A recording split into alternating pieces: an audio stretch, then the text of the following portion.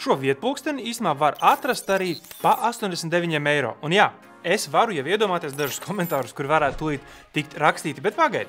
Varbūt, ka tas ir tīri labs? Gandrīz.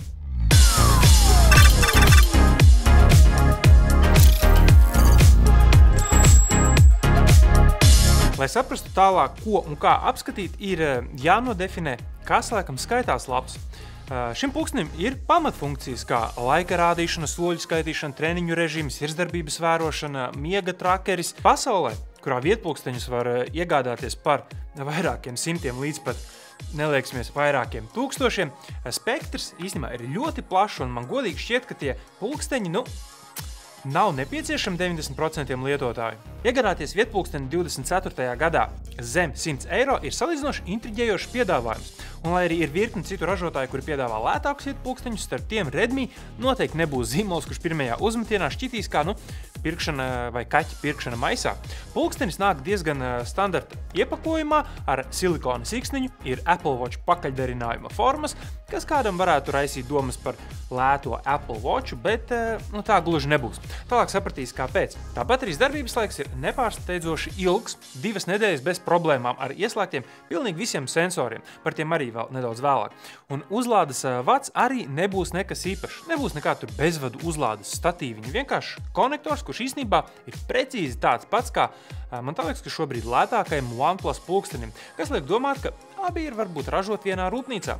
Jebkurā gadījumā kopumā pulkstenis ir solīdas uzbūves. Tam ir plasmas aizmugura, kura pieskrās ādai, normāla silikona siksniņa, kā arī Xiaomi saka alumīnija rāmis. Kaut man tas vairāk pēc sajūtām šķiet plasmasas ar varbūt kādu tur alumīnija stiegru iekšā, jo ir kā tā asā mala pie displeja, kura nešķiet guži plasmasīga, bet arī nelīdz galam alumīnija. Silikona siksniņa ir normāla, nekairina ādu, un low-key plus ir tāds, ka tai jau ir iestrādāta fiksēta aizķeksēšanās pozīcija, kura nodrošina to, ka siksniņa neļarpatosies. Piemēram, ir daži divreiz dārgāki konkurentu ražojumi, kur šādas te lietas ir palaistas garam, un konstanti tev ir jāpiekoriģē siksniņa, lai viņa neļarpatotos. Displejs pulkstenim ir visizteiktāk budžeta lieta šajā visā pasākumā. Un te es ņemu kopā visu fizisko un funkcionālo. Ražotājs ir mēģinājis ar cipernīcu stiliem maksimāli noslēpt to, ka pulkstenim ir īstenībā diezgan biezi rāmji. Skatoties tieši virsū, to neredz, bet tas tur ir. Kā arī displeja gudrā pamodināšana ir itin tramīga. Pat ja esi aizmidzis un acis ciet, rokas kustība var tikt traktēta kā pacelt un vērties. Jā, šī tehnoloģija caurmērā strādā uz rokas kustību, nevis acīm, bet citiem ražotājiem tā nav tik tramīga. Šis tāds pirmais gandrīz labi moments, kuru novēroju. Vēl pie fiziskajām lietām, ko līdzīgi var minēt arī par kroni, kurš, lai arī ir diezgan standarta, tas kombinācijā ar iestrādāto vibrējošo motoru dažreiz šķiet pārāk jau jutīgs un nevienmēr noreaģē uz katru konkrēto rotācijas solīti. Dažreiz vajag 2 reiz vibrējienus vai 2 vibrējienus ir solīšus, lai kaut ko noreaģētu. Atkal jau gandrīz. Un šī brīdī laiks arī apskatīt tīri funkcionāli no softiskās puses, kas ir kas. Pirmkārt, lai visu sāktu lietot, ir nepieciešama Xiaomi MyFitness vai Mi Fitness lietotne. Agrāk bija, ja nemaldos, nepieciešama ZEP lietotne, par ko arī liecina fakts, ka Mi Fitness piedāvā pārnest datus no ZEP uz Mi Fitness. Lietotne ir it kā diezgan standarta, bet tajā pašā laikā nedaudz tāda mulsinoša.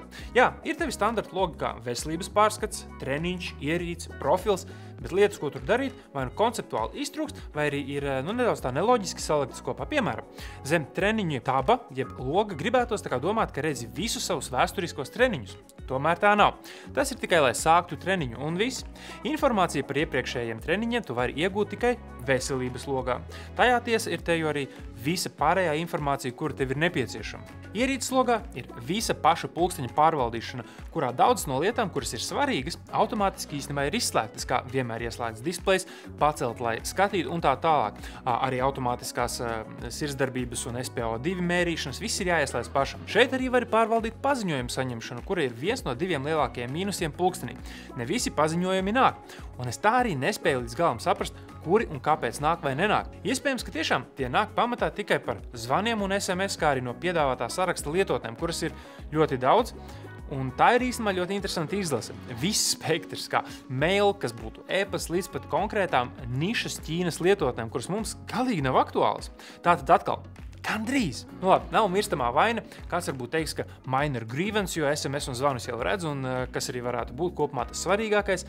Bet atkal, gandrīz.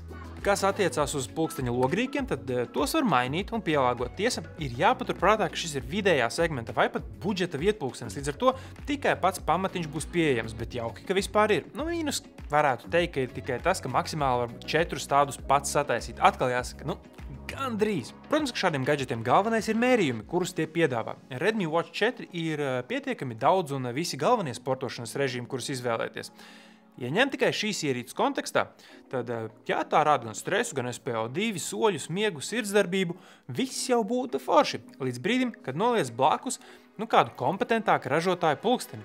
Ikdienā te 3 nedēļas staigāju ar 2 pulksteņiem uz rokas. Katru uz savas, lai redzētu, cik caurmērā Redmi Watch ir vai nav precīzs.